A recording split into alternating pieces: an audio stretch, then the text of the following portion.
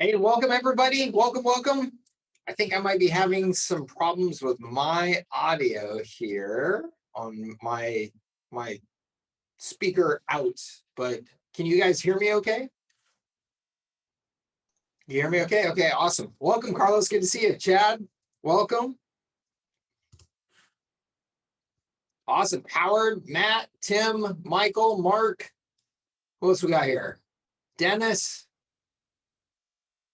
Mike, Tim, welcome everybody. Looks like all gentlemen at this point. Reginald, welcome.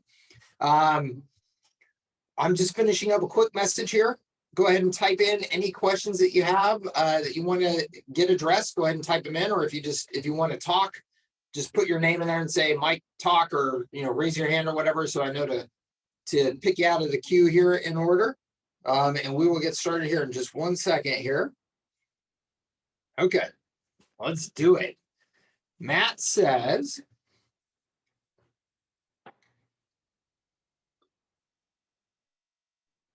yeah, something's going on with my speaker. I don't know what's going on there. Matt says, I'm wondering if anyone has figured out a way to send out a text after someone orders third-party restaurant delivery app. That's a good question. So through Highlevel, is that what you mean? Like if somebody orders from a third-party app? Yeah, I haven't worked with any of those third-party apps at all. So I don't know do they have any sort of integration? Like, I mean, if you can integrate with them at all, like Zapier or anything like that, then it would be pretty straightforward. I haven't messed with them at all. What's the third-party delivery food ordering app? DoorDash. DoorDash has an open API, but only for point-of-sale systems. Okay. Yeah, I don't have it. I don't have any answer for you there, Matt. Like I said, I mean, obviously, if you can do, if you can connect to it with Zapier, then you're good. So let me think. I with Highlevel, it's pretty funny. I always think that there's a way to like do everything. I was just thinking if you got a confirmation email from the delivery app that you could forward that to a specific email inbox, and there's probably like a way that then you could trigger off of that. I don't know, but I'm trying to do some duct tape and baling wire there. I don't really know a good answer for you. The service does that and want to build and go high level. Yeah, the third party app, I'm not sure. I do think one of the things that I was so I've made a couple of reservations this weekend through OpenTable and stuff like that, and then whatever Google's using as their reservation service, like Google Reservations or whatever. And the whole, OpenTable does a really nice job of just doing that fast text message, like, hey, send a number one back if you're confirming your reservation, number two if you want to cancel or change it or whatever. Like all that type of stuff can be done really nicely and easily through Highlevel. And I love the simplicity of that, right? It's just respond back with a 1 if you're good to go. That kind of thing. I think everybody should be thinking about how do you take advantage of that in your systems. I got to tell you too, man, last night I did, if you've never done Amazon's chat widget for delivery problems or whatever, it was so good. I order so much from Amazon, it's crazy. And I got a couple of deliveries yesterday. And then that reminded me, I was like, wait a minute, there was some other stuff that I ordered before these things that I thought should have come by now. So I got on, and sure enough, it showed that they had been delivered, but I definitely did not get them. I've got a pretty secure mailroom in my apartment complex here and stuff. So I thought, okay, somebody else who's living here could have stolen them for sure. That's possible, but most likely there was some screw up in the delivery. So I got on Amazon, and the chat experience that opens up if you have a problem with your order was so slick. It was unbelievable. It was so efficient how they handled everything. You can't replicate all of that in Highlevel for sure. There's no way. But I do think that there were some cool lessons to learn from it that you could apply. that are definitely worth kind of taking a look at and studying. Yeah, cool. Let's hear, Reginald. I know you had some specific stuff from our last call. Do you want to jump in? Yes, I do. Can you hear me? Yeah, I sure can. Go for it. All right. Well, here's the deal for me. I am doing my cost tracking for each one of the packages that I have. I'm using a third party. I'm not using Highlevel to set up what my packages are, but I'm at a point right now where the program I'm using, it doesn't use tags. I can do a crap load of stuff in there, which when I show you my packages, I mean, it's ridiculous. But the one thing I wanted to do was transfer the customer data into Highlevel. And to do that, I've got to use Zapier, but I don't understand how to incorporate Zapier's pricing into my cost tracking spreadsheet. So I thought maybe you could illuminate that to me. Yeah. So tell me how you're going to so is this data that's coming over? Is it data that's like coming over every day, every month? Is it a one-time deal? Like what No, are we it's basically what happens with setting up a birthday campaign, and we run the paid ads. The way it runs is that the ads take the person to a form that they fill out to get the coupon. The coupon is delivered. Well, when they fill out that form before the coupon is delivered, it's name, phone number, I think it is one other data field, and that's really name, phone number, and email, or however I got it set up. Well, that's all the data that's going to be coming in per person, and it'll go in. Sorry. And it's just one time. One time, correct. And the reason I wanted to put it into Highlevel is at some point I want to be able to segment the list, which I can't do in the current program that I'm using. If I got everything into Highlevel, I could run a survey or whatever and more accurately segment the list, so that when resell campaigns are run, it could be a little bit more targeted as opposed to just blasting a whole list with a coupon. So I'm at a choice. I'm sorry. So I just want to understand this. So this information comes to you one time though, and do you have an idea though of the volume of the data, or is that going to be completely variable by customer? Like is some people going to have like 5,000 names and some people are going to have like 10,000 or? Well, if I got one client, I mean, it's just a matter of how effective the paid campaign runs. If I've got a client, a restaurant, I'm dealing with restaurants only, and we set up and run the paid campaign. Yeah. Okay. Then it's a matter of how many people will bite on the on the ad, go to the form, fill it out, get the coupon. Well, when they fill out that form, that data is captured in contact reach, but I wanted to be able to then zap it over into a location set up for that client also. So it's a matter of how many people bite on the campaign. Okay. What I would recommend, so do you have a set budget for the campaigns, or these like set, like you're going to run $250 a month in traffic for each customer? Well, it's it's basically what you said when you laid out the birthday campaign in the Services That Scale. 197, I'm running, I don't know what, $97 or whatever. My $497 package, a little bit more. My $997 package, even more. But so. Okay, I got you. So here's what I would do for each of those packages. I would take your best guess at what you're going to spend per budget on traffic. So your $997 package is going to be $350 a month in actual ad budget. I would assume, and this is complete assumptions, and so what you're going to do, of course, is you're going to run with these assumptions. You're going to get some real life data and some testing, and you're going to come back and update these assumptions. Okay. Okay. I would, though, assume 50 cents per lead based on the type of thing that you're talking about doing here. 50 cents a lead in your local market. And if you know a better number already, because you've already been doing this, then great, put in a better number. This is just my experience. Okay. But I would assume then 50 cents a lead. So 50 cents a lead, then that tells you, how many records for each plan for each customer then that you're going to be getting roughly a month, right? Okay.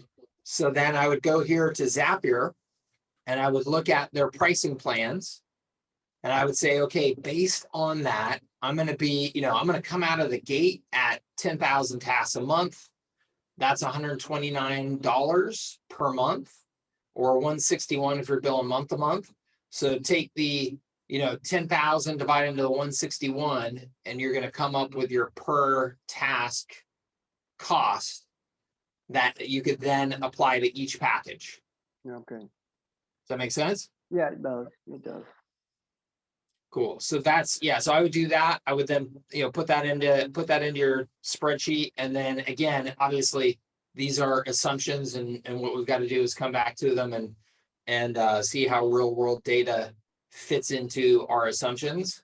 And, but I don't think you're going to be grossly off if you take that approach. I think it's going to be, it's going to be some percentages here and there.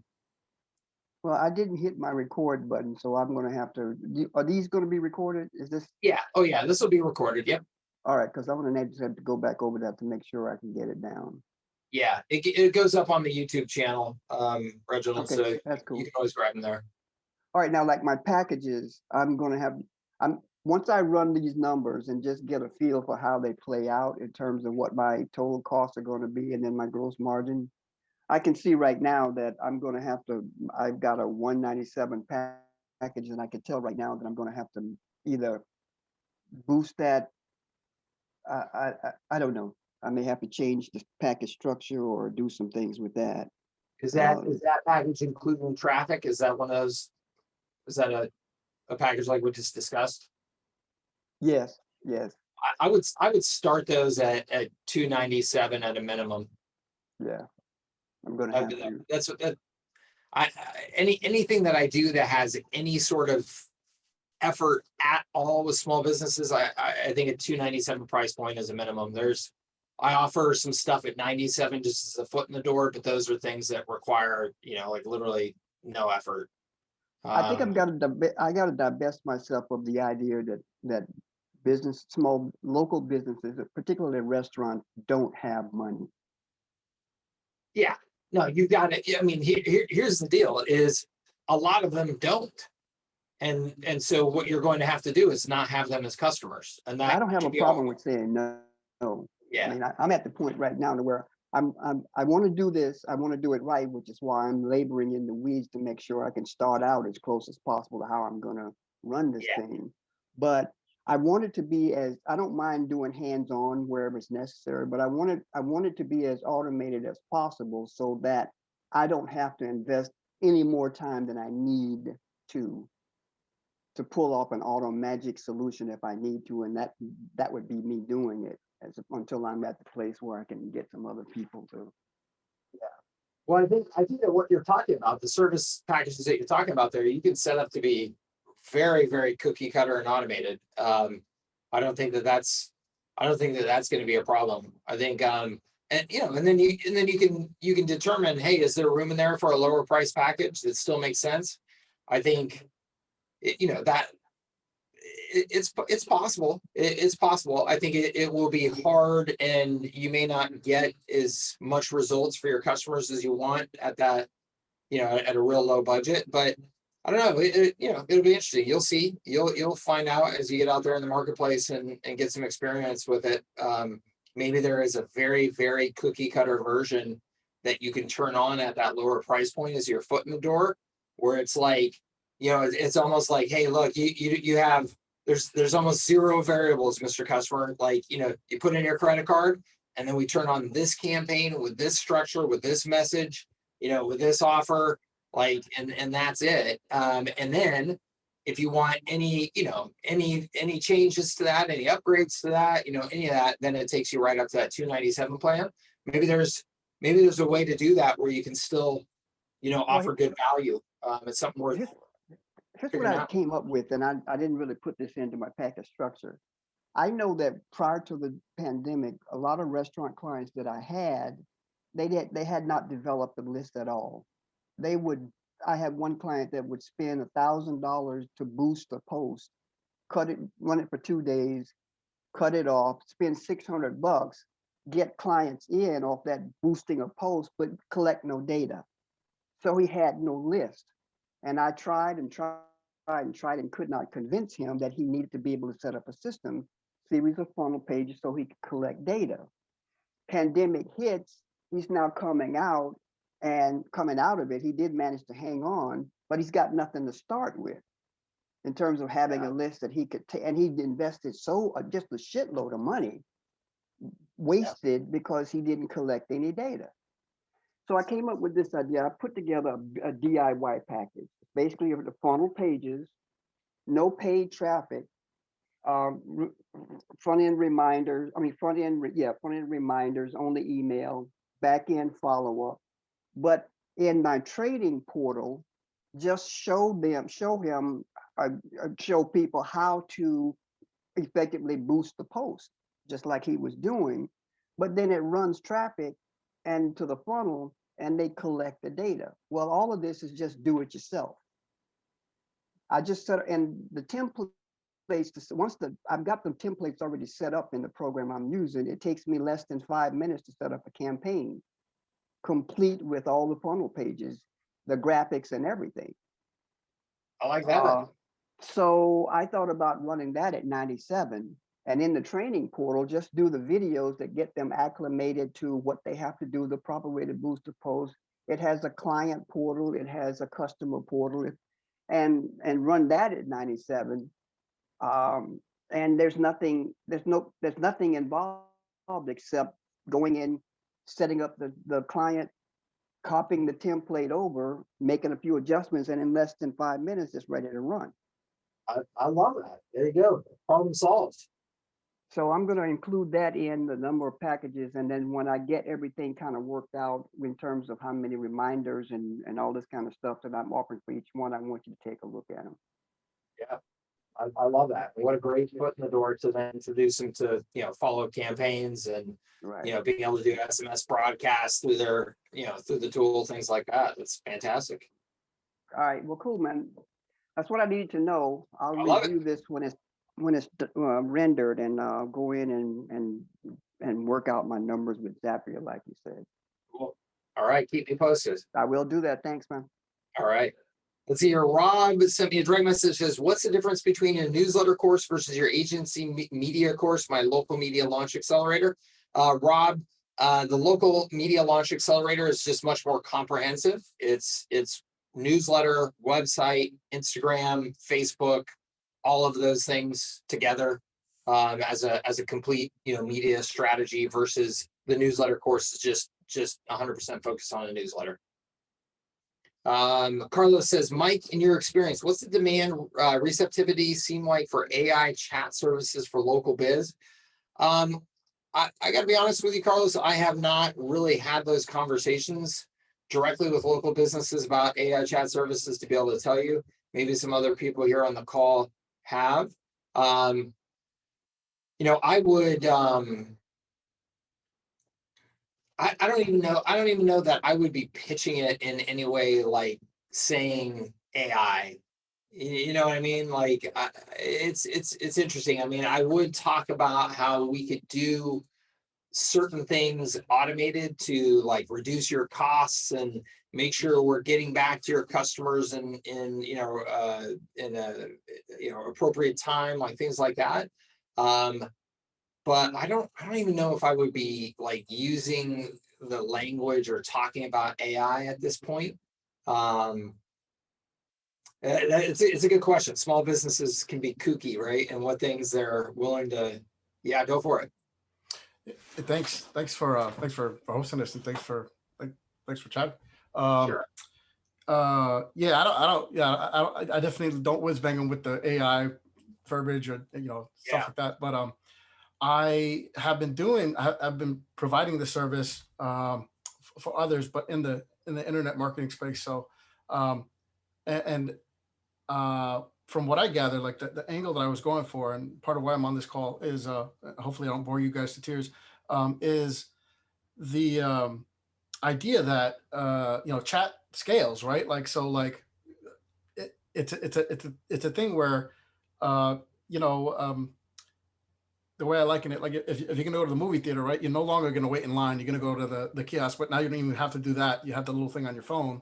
So as long as you have a phone, everybody has their own little chat device thingy, right? So like as a pre-screening measure, right, like something that can book calls and do this pre-screening stuff and can sort of fill in the role for an emotional sort of VA, to some degree. And so that's the angle that I was going. I was like, oh man, maybe this is something. And this is from somebody who's more of a sales mercenary than a business dude. Like I definitely am trying to figure out my way around this. I want to get out of the serving other people one at a time sort of thing. So I'm trying to find some people that I can chat with. I was actually trying to hit up the guy from Drift, who, they seem to have the lion's share of this stuff. But since you're hosting these things, I figured I'd reach out and see if anybody here might have some input on that. I don't even know if my long-winded rant made any sense. Or no, it's all good. Are you a high-level customer right now, Carlos? I'm not, but I'm considering it, and I know that they have the chat function, but I don't know how sophisticated it is or how customizable it is. Well, here I can show you real quick. And I'm not trying to sell you on high level, although I do try and sell everybody on high level because I love it. But believe me, I might get it though as you talk about it. So yeah. So the chat widget itself isn't a chat widget. It's an SMS and email collection posing as a chat widget. So it's not a live web chat. But you can do just a nice little, pop-up experience. It's really about lead capture, right? That's really what they're concerned about. So, and you see this on all my order forms and all that type of stuff. I use it. But then what it does is it puts that person into conversations. So you can see right here, every conversation then comes in right here, and I have unified messaging. So I can SMS, email. If this person were connected on Facebook, I would see the option to send them a Facebook message. It's now also got Google My Business messaging integrated. So it's unified messaging. And then the really powerful thing is that with high level, then you can set up triggers that the triggers based on messaging, you can do whatever you want. I mean, you can set up any automation to do anything in this system based on that. So you can see down here, I have someplace, where's my web chat? Where is it? Webinar, hold on. Chat widget conversation started. So you can see right here, when somebody responds to that chat widget, I can then add them to a campaign, but I could do anything. I can add a task. I can add a tag to them. I can put them in an opportunity pipeline. I can add notes. I can assign them to a user in the system. I can do any of this stuff automatically, right? So what it does is it gives you really, sophisticated capability beyond what you could do with Drift or anything like that, because it's this big automated integrated platform. So you can really design what the heck you're doing. So when it comes to, Carlos, I think selling this service and building a package service, like you said, so you get away from the onesie twosie servicing people, I think it's a brilliant opportunity to do what you're talking about. I would select a niche where I could make the conversation about whatever it is that is their most pressing problem that chat is going to be able to solve. So if I was doing this for restaurants, it would be, book more reservations or get more takeout orders or, whatever their issue is that you want to focus on. And then the solution would be hey, here's this widget and we can use all this automation and isn't that amazing? And it's going to keep your costs super low and you don't have to hire more staff and we're just going to get you more orders and, yada, yada. But I would make the benefit of the conversation, I mean, this stuff, but just make it focused on what's that real primary benefit that you're going to solve. And the automation stuff comes in after that. Yep.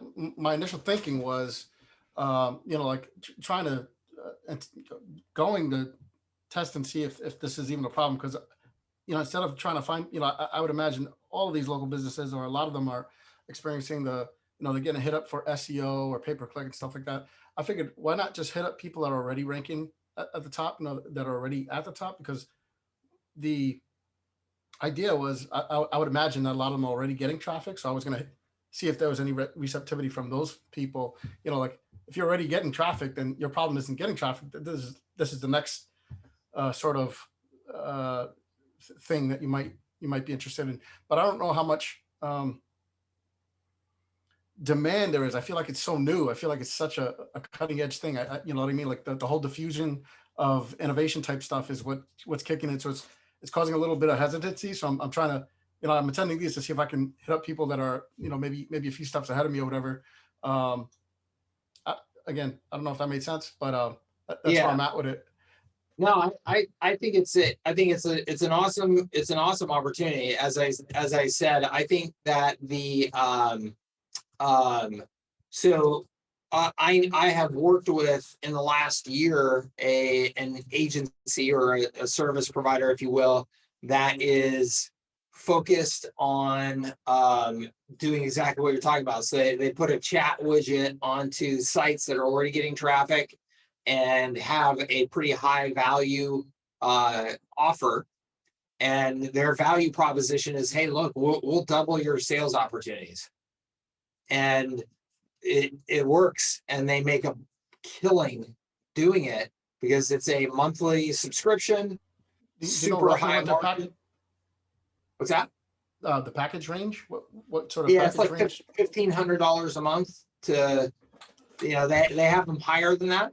Yeah. Right on. But, and so the key is they're selling to a customer that their average ticket value on their products is it's expensive, and it can be big contracts and all that. But, look, if you're selling to an established business that's got any sort of traffic, any sort of sales pipeline, $1,500 a month, $2,500 a month is nothing. I mean, that's a third of a, junior employee that I'm hiring to, try and man this stuff. And you're saying, hey, you've got a process that will do this better, and I don't have to hire that person. I don't have to give them benefits, yada, yada. I mean, it's a super easy value proposition at those price points.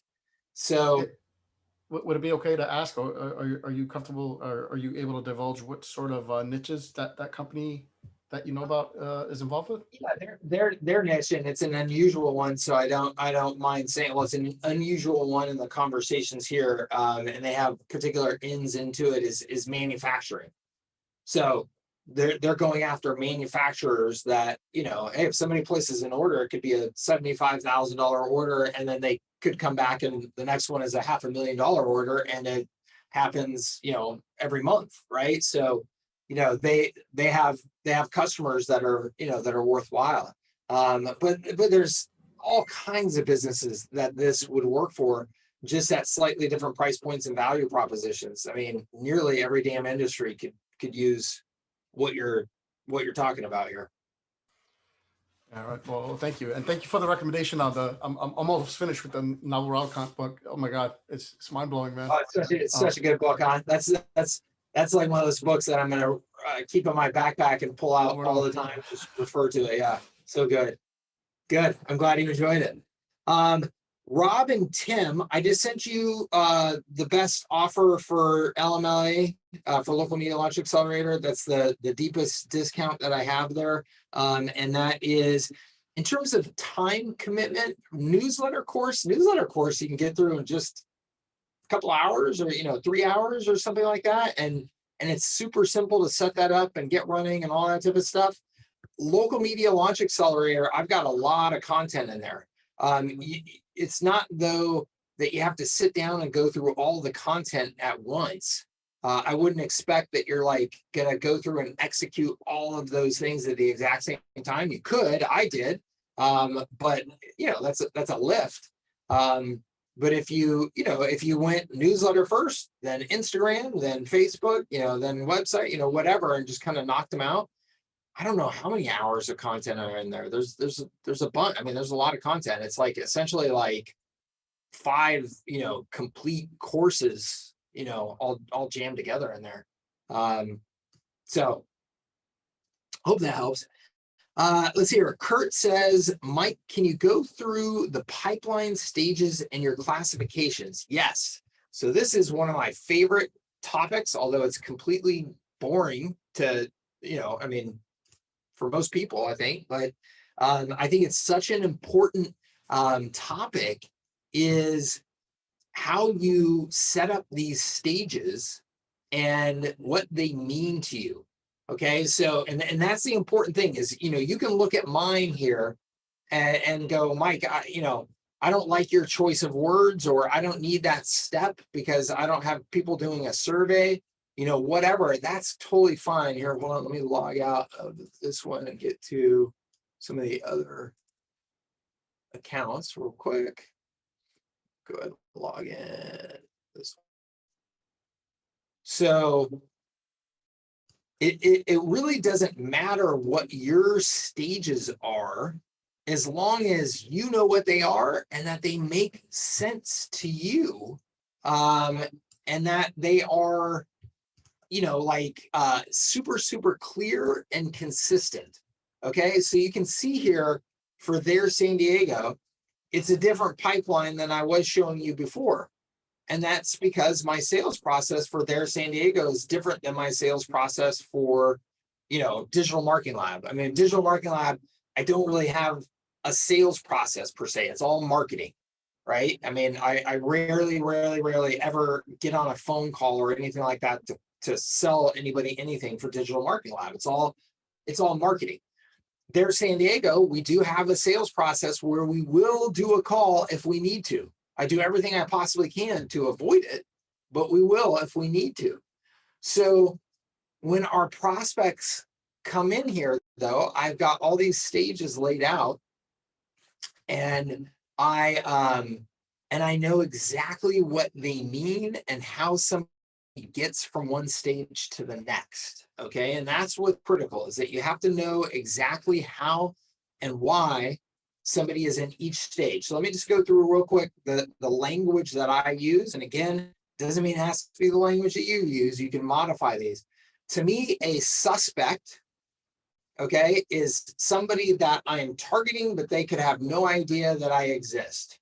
So I'm getting on the Facebook ad platform. I'm saying, hey, based on demographics, psychographics, other things that they're interested in, this looks like a good suspect for me to target. Okay, so that's the language I use, suspect. So I would target my ads to those people. Some of those people are going to click on the ads and they're going to opt in. Okay, and so I call that a lead. That is just that's somebody who's opted in, but I still don't know anything about them. And I still really don't know if they're actually interested in buying anything from me at all, because as you all well know, we all opt into stuff, and a lot of that stuff, we have no intention of buying anything. We're getting some information, whatever, right? So we all do that. Everybody does that. So that's a lead though. And depending on my business, a lead would show up in this dashboard or it wouldn't. And so let me explain that. Digital Marketing Lab, I get people opting into things all the time, all day, every day. I don't need to see them in my pipeline. They're not, that means, I mean, it's important to me, of course, that they're on my list, but it doesn't mean that I need to have a salesperson reach out to them and call them because they opted into my email list. That's not that business. Versus if I was selling agency services, and let's say my agency services were $1,500 a month, like we were just talking about with Carlos, we do this chat thing. If somebody comes in and opts in, I'm doing a chase style follow-up. to try and find out, hey, Carlos just opted in, and this is a $1,500 a month service where people stay on average for 4 years. This is a $50,000 plus prospect here potentially, but I need to find out, is that lead any good or not?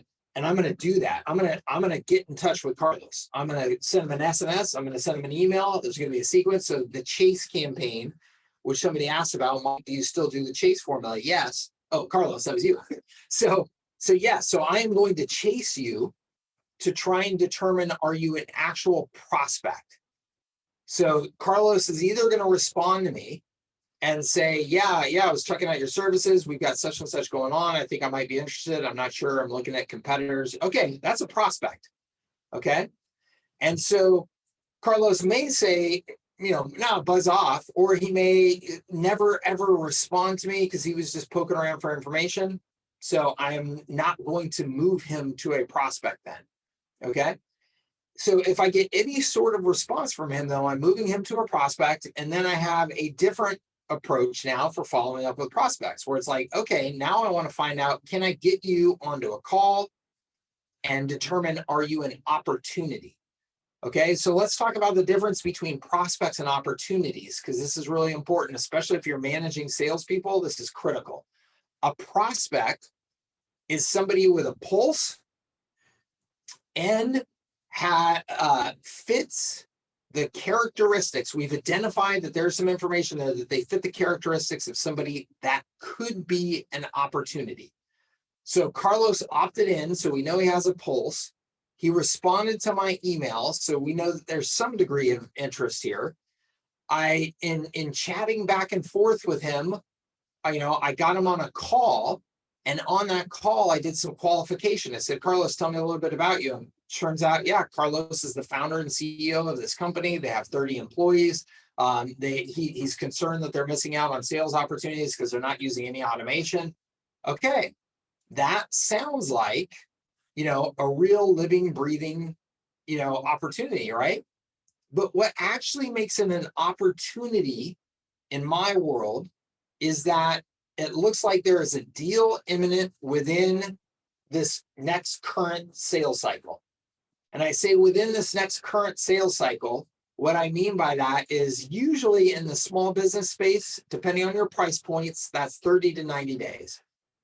So Carlos is like, yeah, this is a problem I've got to solve. I've asked him some, do you have some budget, for it? All that. Yeah, I've got budget for it. I need to get this solved. I'm looking at 2 other vendors. I want to pull the trigger, sometime in this next quarter, that type of thing. I go, okay, that's an opportunity. We're talking budget. We're talking time frame. I've got a decision maker. There's a real problem that's been identified. Now it's an opportunity. If Carlos says to me, yeah, this is a problem I want to solve, but, I'm not sure, sometime in the next year or whatever, I think we're going to do this. Okay, that's not an opportunity to me because it's too far away.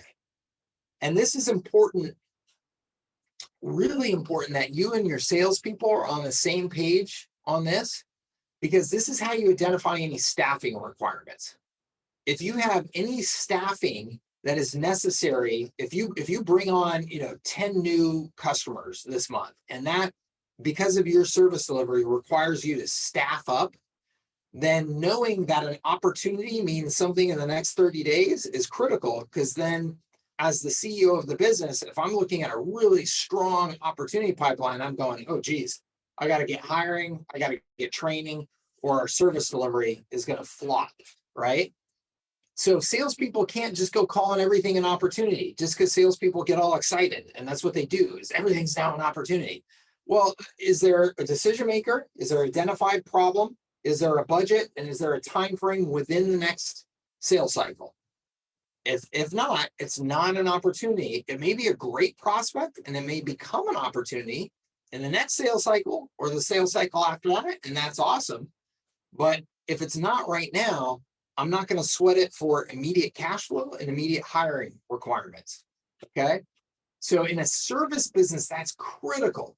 It's critical because you oftentimes have to hire and train people to keep up with your growth. And you oftentimes have to be a little bit ahead of that to make sure you get them trained in service delivery before those new customers come on. And then you got a cash flow thing there then that you have to be very careful about in a service business. That's why we want to automate as much as we can, put everything on recurring revenue, have margins that are 65% or greater, gross margins that are 65% or greater, and then manage this pipeline properly. When all of those things come together, you can manage your cash flow well. In a service business, if any of those things slip, you can have a real disaster from a cash flow and service delivery perspective. So you got to be on top of that. Okay. So that's the stages. Then commitment is somebody has said, yes, we're on board. So Carlos says, Carlos is like, yeah, I'm in. Or even Carlos signed an agreement, but I don't have payment yet, right? There's a difference between the two because I'm not kicking off services for anybody until I've got money. Okay. So there's a big difference between these. And usually, if you've got a good sales team, there's not going to be much slippage at all between commitment and payment collected. But if you've got a bunch of salespeople working for you, I guarantee you one of them is a chucklehead that will tell you, oh yeah, I got commitment, I got commitment, I got commitment. And then like a third of their deals slip. They're not a disciplined salesperson. They're not a good salesperson. They're lying to themselves and lying to you because they are lying to themselves. Even if they're not trying to do anything deceptive, a lot of salespeople sell themselves, right? They're salespeople. That's what they do. And so oh yeah, that deal's closed. Oh yeah, I can tell Carlos is, no, he's hot. Yeah. Well, did he tell you when has he signed the agreement? No. Well, has he told you when he's signing the agreement? Well, no, but he asked for it. Okay. So having discipline in what moves somebody from stage to stage is critical. So that is, language that you use with your salespeople and or automation in your sales process. So like if you look at my R4 snapshot and we go to the triggers, right? There are certain things that happen that move some to those different stages, okay, based on automation. So they did X, Y, or Z, like as an example right here, there's a reply in my chase sequence. Well, then I move them to a prospect. Okay, remember that from lead to prospect? Well, if they replied, if they actually gave me a reply and showed me some sign of life, then I'm moving them to a prospect. Okay, so some of these things happen automatically. Some of these things happen by you making the decision to manually, move the card from, one stage to the next, right? If I go in here and look at their San Diego's and I take this and I go like that, so I can manually move it. And then in high level, by manually moving it, that can trigger things as well, right? So when I manually move it here, I can have triggers set up so that then this person gets, such and such campaign sent to them, or tasks are created for my team in the system, or, whatever it is. So hope that helps. I told you that's a question that I'm actually very passionate about, Kurt, because most people do not take that seriously enough and do not manage it with discipline. And if you don't, your business is a mess. If you don't understand what each of these means, and why and when you move them into those, then your business is a mess. The one thing that's really missing here in high level that it should have is each of these should then have percentages associated with them that then get multiplied times the dollar value of the deal to tell you what your true pipeline value is at any moment, right? So if this is only 5%, but I've got $100,000 in here in these prospects, well, it's only $5,000 in pipeline value. Whereas down here, I'm at 95%. So if I had $100,000 in deals here, this would be $95,000 in pipeline value that's expected to hit my bank account. So percentages is what they need to really make this truly effective from a management perspective, but they'll get there. Howard, go for it. Hey, Mike. Hey. Is there any template in MSP or the mastermind section where I remember that I think you had a sales page with pricing tables in it. I remember seeing that somewhere. Yeah. Yep. Let's see here. Let's go to, which one do you have here? You don't have if you go to the landing page snapshot, or actually, I looked in Yeah. those. okay, if you have the foundation snapshot, and actually, you know what the issue is, Howard, is I may need to update the link, might be the issue. But if you go into this funnel pages collection, Yeah, I looked in there. yeah, my guess is that you just don't have this. I probably just need to update it so you can download it. You're talking about like this? Yeah. Yeah. Yeah. So I just need to update that link, and then you can re-download it. Okay. Is something that's that plain, is that, like viable when we're, it just seems that, their page builder just doesn't have a lot of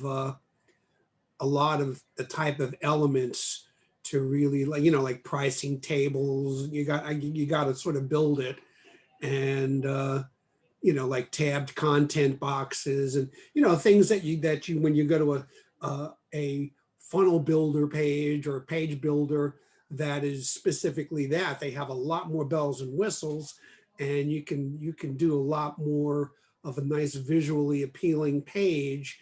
I think at the design, when people land on a page, they're making, they're judging the book by its cover, and I think there's a design thing that's it just seems a bit sparse. I mean, it's a starting point, but Howard, I'll interrupt just for the sake of time.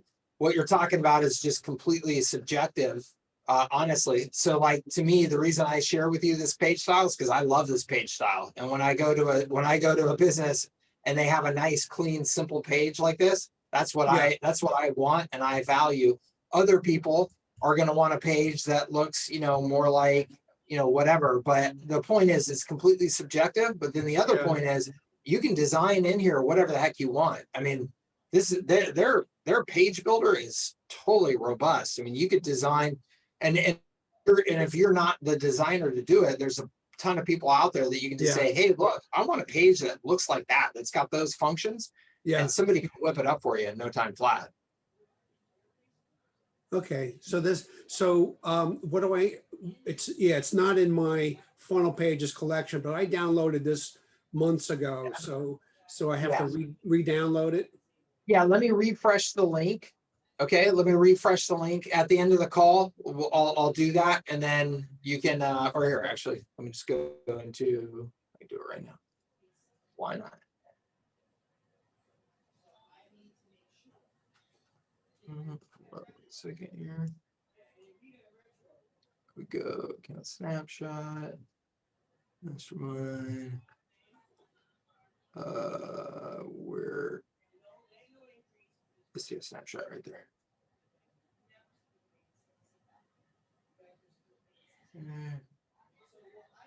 All right, let's see here. Other questions while I'm doing this? Ross, unmute yourself and we can chat about coupon tools. Yeah, thanks, Mike. So I guess the first thing before I actually get into the question itself is coupon tools. I know I got it from you in a post, but was that something that somebody had suggested or you found online, or is it someone you've actually worked with? It's someone that I work with. I actively work with. I am a coupon tools customer. Okay, fantastic. Well, then that'll be helpful. I had a call with one of their team yesterday, and I have a call with Tom next week. But we have a project that's been sitting on the shelf for well, we were going to launch it in 2020 until COVID hit. But I'm glad that we waited, because finding coupon tools actually filled in some holes that were missing.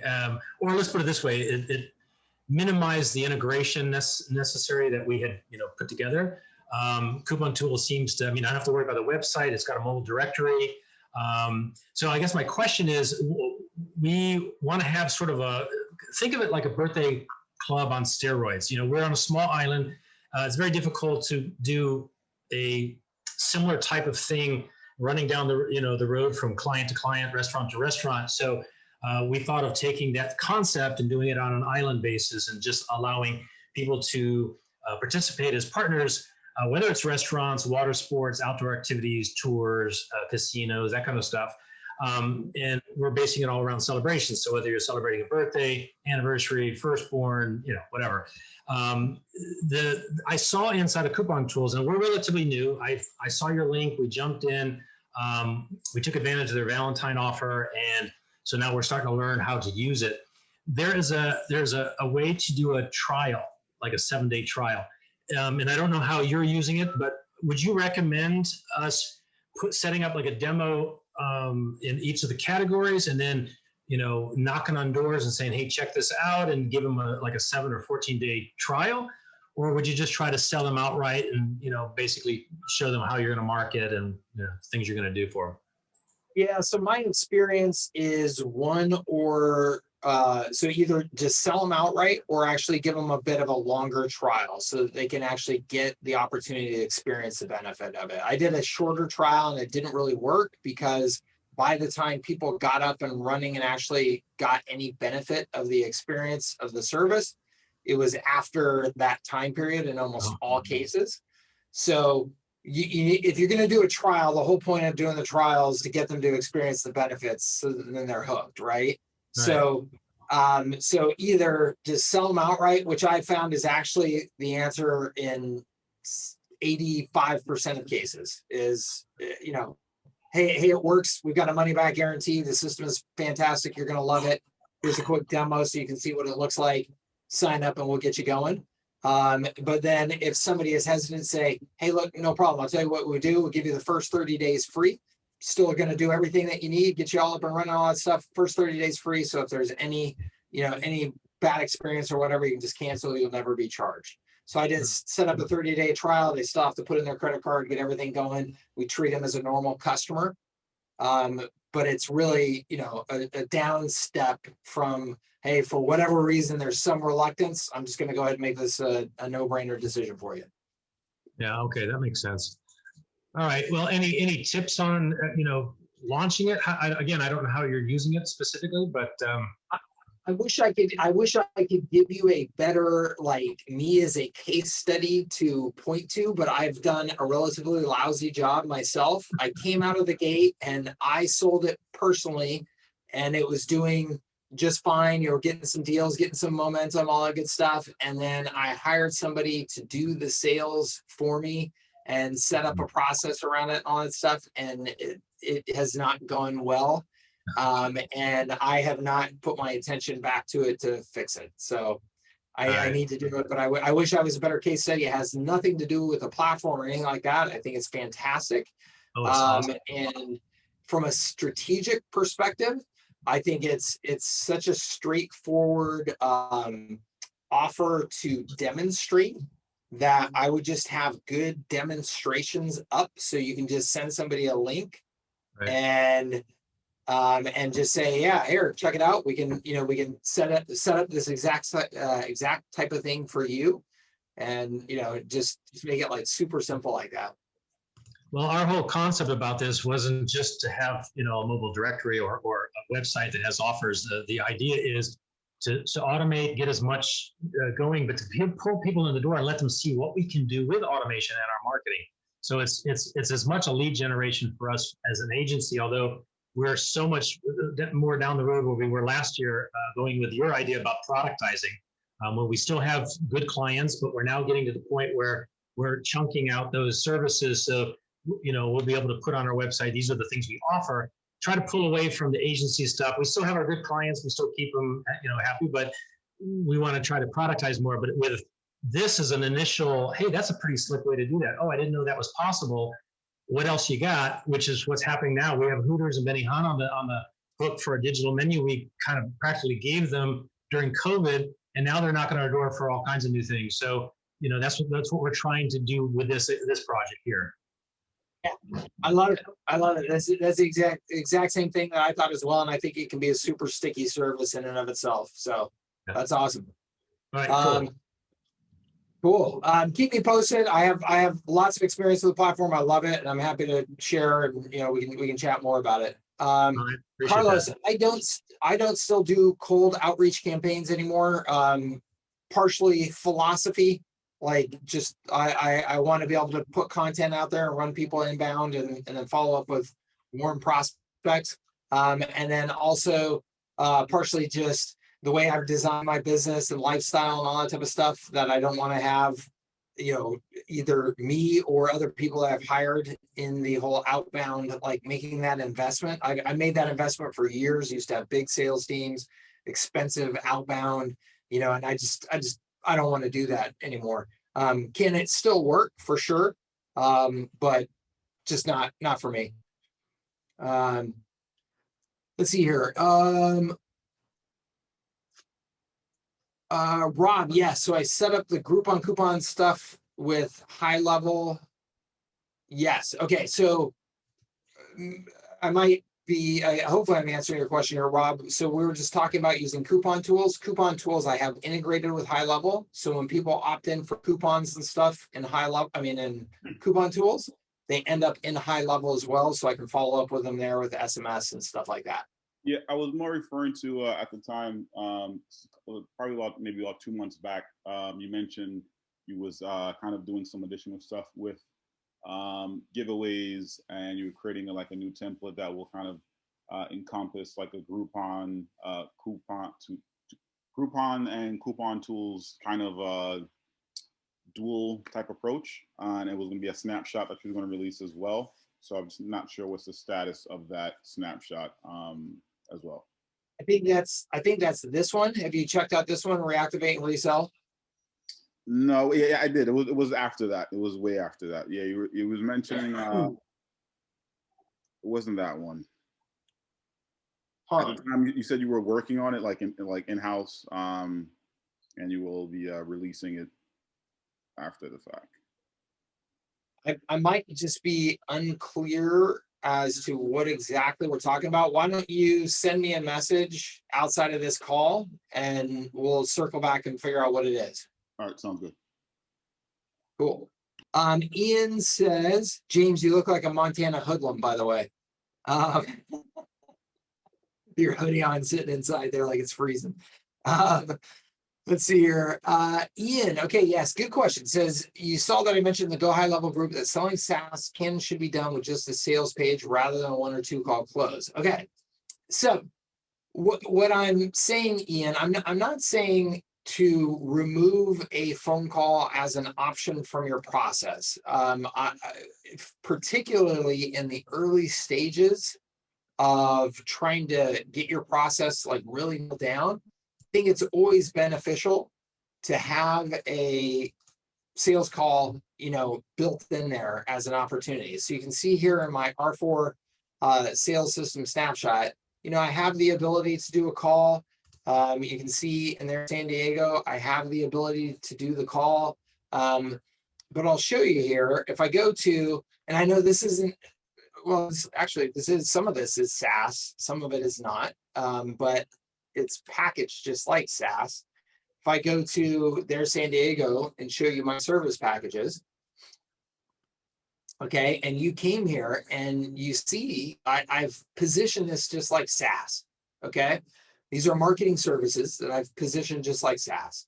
So if you came here and you saw, yeah, I want to do party, right? That's the plan I want to sign up for, and you hit get started, it's going to take you straight to an order form. Put in your credit card and get going. And right now we have pandemic pricing, right? So you can just come right here, put in your credit card and get going. But, you know, you may not be comfortable with that. And you may say, and you know, I want to talk to somebody. Okay, well then if you do that, then here, schedule a time on our calendar to talk to somebody. Okay, so, you know, you can do either one. And I recommend that to start, you do both. Now, then that begs the question, well, how did somebody get to this page where they are pre-framed enough, educated enough, all that stuff to actually pull the trigger to buy? Okay. And so that's really the issue, Ian. So as an example with Kutenda was a marketing service provider, but it was very much a SaaS packaged, platform and positioning.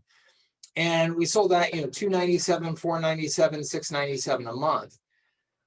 The sales process still oftentimes involved a call, a one call, and it was, always one call close was the strategy. Sometimes it took two, but a whole bunch of our sales ended up not having to be based on phone calls.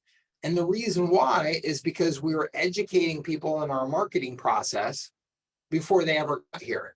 So our standard approach was that people would go to a webinar. On that webinar, we would talk about, hey, here's all the things that you should be doing with your marketing, and here's the tools that you need to do that. And here's Kutenda, where all of that is integrated into one thing, and you turn it on and all of this stuff gets done for you. And if you want help with your marketing, you can go here and see our service plans and get signed up today. So they're going through an educational marketing process where they're landing someplace and able to then close the deal if they want to themselves. So if you are doing marketing appropriately, right? And I'm sure somebody here can remind me who the marketer was that said, the point of marketing was a Drucker. To the point of marketing is to make sales unnecessary, right? Yeah. So, famous Drucker quote, where if we're doing our marketing effectively, we can, as much as possible, try and get rid of sales, right? Now, is that always the case? And is that the case at certain price points and complexity? No. And that's why salespeople still exist. So it's a balance of those things, Ian. So not knowing exactly what you're selling and exactly what your packages are and your price points and who you're selling to, it's a little bit hard for me to say, oh yeah, just send everybody to a sales page and you're going to close 90% of your business just by them plopping in a credit card. But what I will tell you is that, let's take Highlevel as an example. I've sold a bunch of Highlevel. I don't do any sales calls. Okay. All of my Highlevel sales come from me sending emails, driving people to VSLs, and I've got a chat widget on the page. I do office hours calls like this, so people can get on these calls and ask questions as a group. But I don't do any sales calls to close anybody on Highlevel, and I've sold an awful lot of Highlevel, right? So, that's the more marketing you're doing, the more education you're able to do in that marketing, the more people can just go to a page and sign up for something.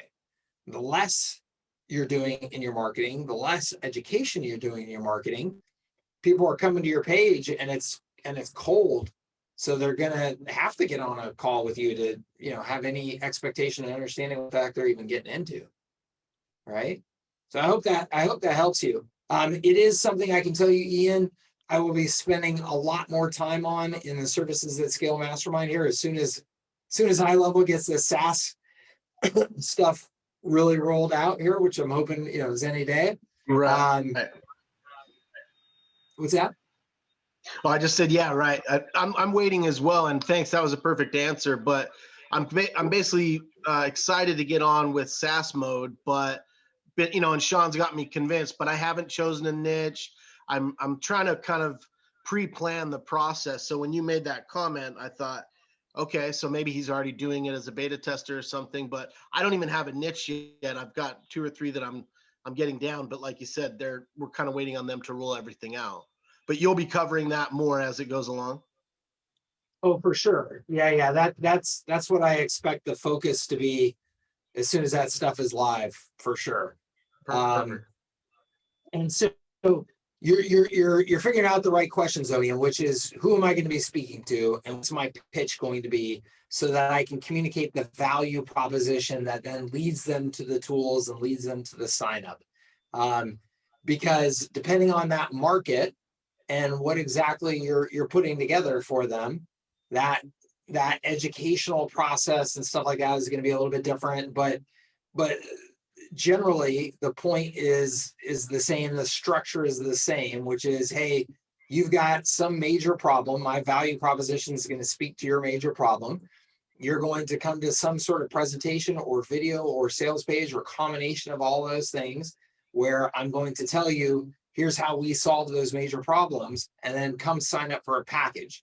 The fact that it's SaaS versus a service package, or SaaS and services combined together, to me is all, none of that even matters. I understand that the way that we kind of understand it and talk about it is SaaS, and there's going to be this software component to it. The reality is I'm a customer, I want a problem solved. And that problem solved could be you doing services for me signing up for software, some combination of the two, whatever. But that, that flow of leading somebody down that path is what's going to happen regardless of what market you end up targeting. Perfect. Yeah, that makes perfect sense. And yeah, I would say, I mean, that would be great if I could do that and then basically, do a welcome call or something where we could potentially add on SaaS. I think that's probably needs more explanation, if they're going to spend $1,500 a month. But thanks for that example. Your example is perfect where, yeah, they can order it if they really have objections or questions, they can speak to you. So that's perfect. Thank you, Ben. Cool. Yeah, awesome. And look, I would tell everybody, I am blown away. I'm so impressed by these guys. I would tell everybody in the local marketing space and in this whole SaaS plus service market, go check out these guys. Hit their webpage so you can get retargeted by them and see their educational content that they're doing, their proof that they're putting out there by testimonial videos and things like that. These guys, I think, are doing everything right. I love them. I don't know them. I know some people who do know them, and I think that they're doing everything right. And if they're using Go Highlevel for sure. No, I have no idea. Oh, okay. I have no idea. I'm just saying from their marketing perspective, and you can see here how they've got it packaged up at these low price points with join now buttons, Perfect. But can I chat? And maybe is that a high level chat? I don't know. It could be. No, that's intercom. So, but you're just saying the way they pitch it basically is good. Yeah. The way they pitch it, the way they've got it packaged up, their sales process, their marketing process. I think that they're doing everything just right here. Cool. And this isn't Lead Carrot, right? Because I know Ross was doing something kind of similar where he combines his, you're probably familiar with that, but this looks like something different. Yeah, no, this is something different. Yep, this is for real estate. Yep. I'll check it out. Thank you. Cool. Yeah, you bet it. Let's see here. Chip says, I love the newsletter course, Mike. Awesome. Thank you, Chip. My Facebook page and website are all set up, and I've started curating content. Awesome. I'm going to run my first contest. And I think you're going to upgrade to local media. Awesome. Love it, Chip. Thank you. Timothy Miller, go for it.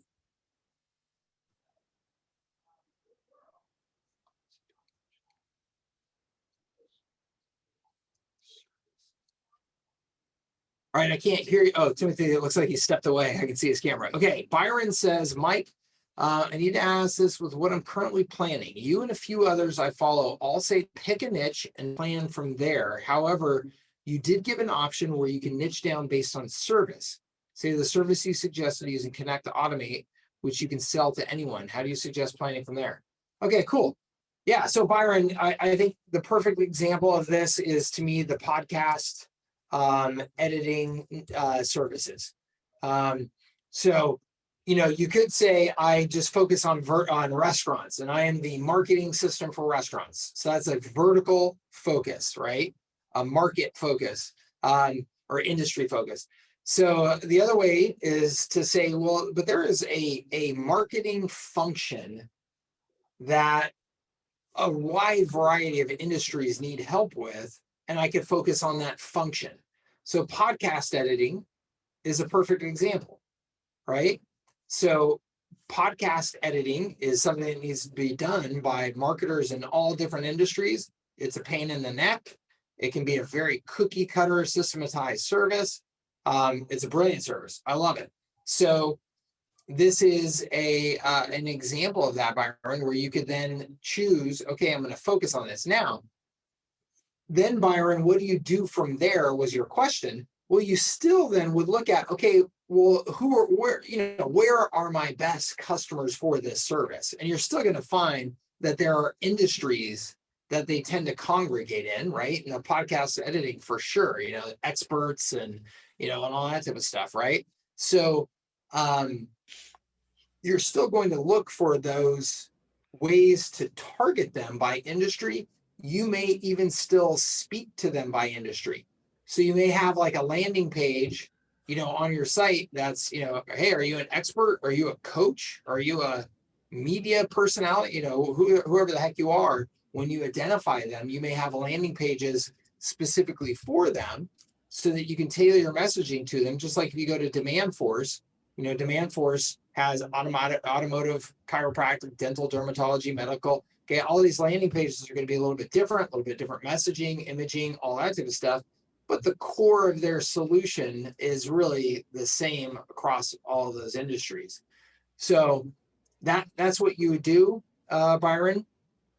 And I think I, by the way, love the I'm not a guru of an industry approach. I am a guru of a specific marketing process approach. I think is a great way to go. I'd love to see more people go in that direction. John, that SaaS landing page, I just updated the what do you call it? Snapshot for the main mastermind snapshot here. So if you download that main mastermind snapshot from the Services That Scale Mastermind membership area, then you should find it in the funnel pages in the template funnel pages collection.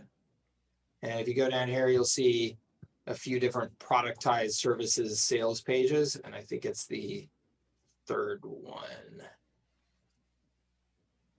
Service, yeah. Oh yeah, there we go. Right there. Okay. Kurt says, thanks for the pipeline breakdown. You bet. Shot, everything loaded, but the survey isn't loading. Getting you do not have any survey yet message. There may not be a survey built into that one. Hold on here, let me check. It's asking if there is a survey built into this reactivate and resell. I don't think there is a survey built into it because I don't think that you have to have a survey necessarily for what I built in there. Yeah, I don't have any survey in there. Where specifically, Kurt, are you trying to use the survey?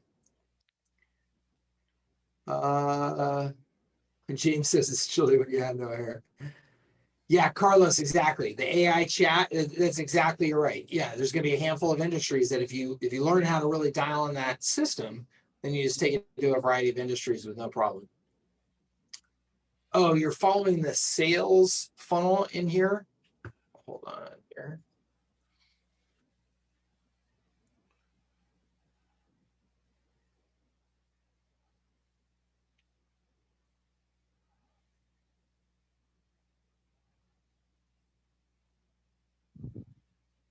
Right here.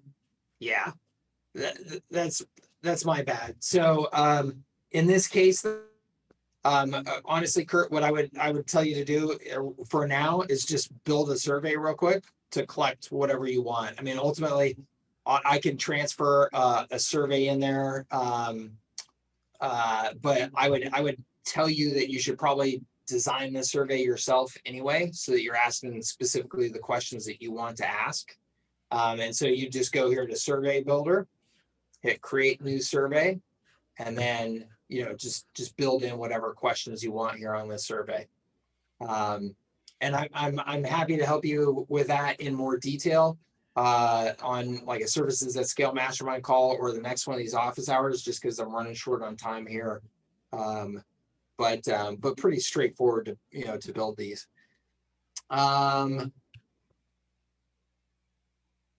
Reactivate and resell. Okay, hold on a second. Let me go to.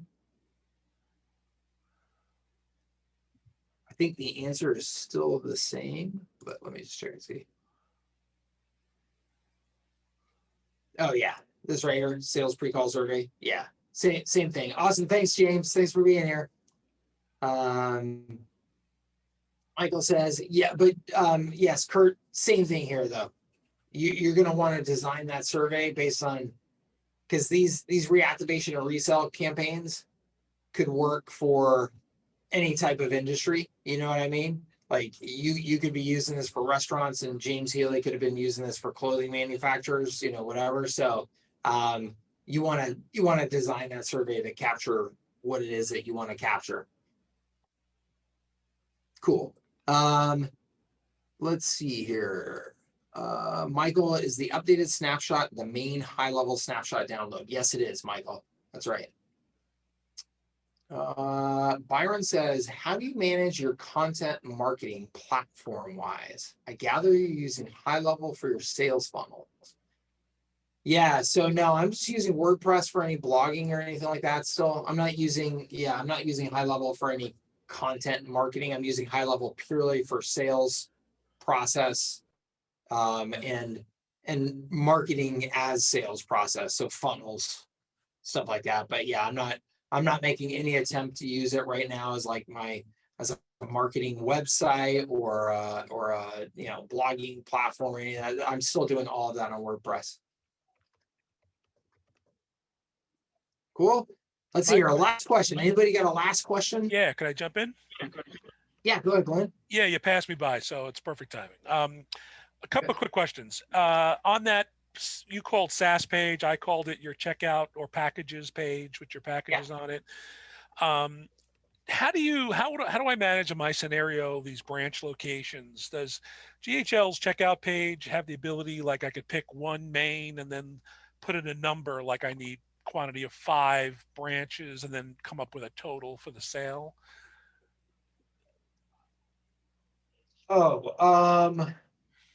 So let me make sure I understand this. So you're saying if you want to do a transaction. So right here, if I go to this service packages page, since that's what you referenced. Yes, yeah, sir. And so you're saying like this is $4.97 per month, and then fine print would be per location. Yeah, let's use that for just keep the example simple, even though the pricing is different.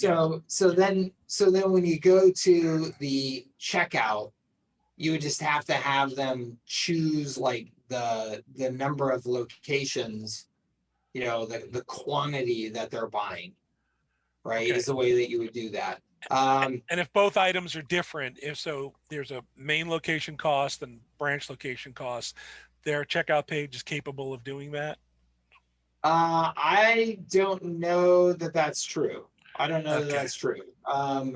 You might have to look at a different platform to do that kind of checkout at this point. Their checkout capabilities are meh, which is why I still use ThriveCart, you know, for everything. But you know, you may need to look at it at something different. So your final step in your sales process may right now be that that you manually create, you know, the right scenario in an automated invoicing platform and have that go out, like use like Invoicely or FreshBooks. Yeah, and then QuickBooks, you put together. Okay. Yeah. All right. Like I know time is. I'm gonna whip through these. Best practices for onboarding forms. So again, my scenario is I have a main location, I have branches, and I'm going to need data for each of those locations, right? Am I better off doing forms which a form represents a location, just in your experience, because it could be a lengthy process. Plus, inside the location, I've got departments, right? I want to reach this department, that department, you know, accounts receivable, accounts payable, whatever it is. And then there are going to be like people that get messages based on that, right? Just can you give me a sense maybe in how you think that would be organized in a way that makes that onboarding form issue? My guess is, based on what you're saying there, is I would do a separate one per location. Okay. I think if you're trying to do all of that in one, it's going to become a disaster, and people are going to bail out halfway through it and get frustrated. And yeah, I would plan on making those separate. Yeah, and I'll have my VA, they'll call them and we'll try to make this simple, but I'm just trying to point them in the right direction in designing the forms and stuff. Okay, and then website versus funnels. do you basically go on the impression I have is that you basically built a website about here San Diego with various links on it, but then at some point it looks like you're branching off to landing pages, to funnel pages, like more for the sales. Is that what I'm seeing, or am I reading it wrong? No, that's correct. Okay.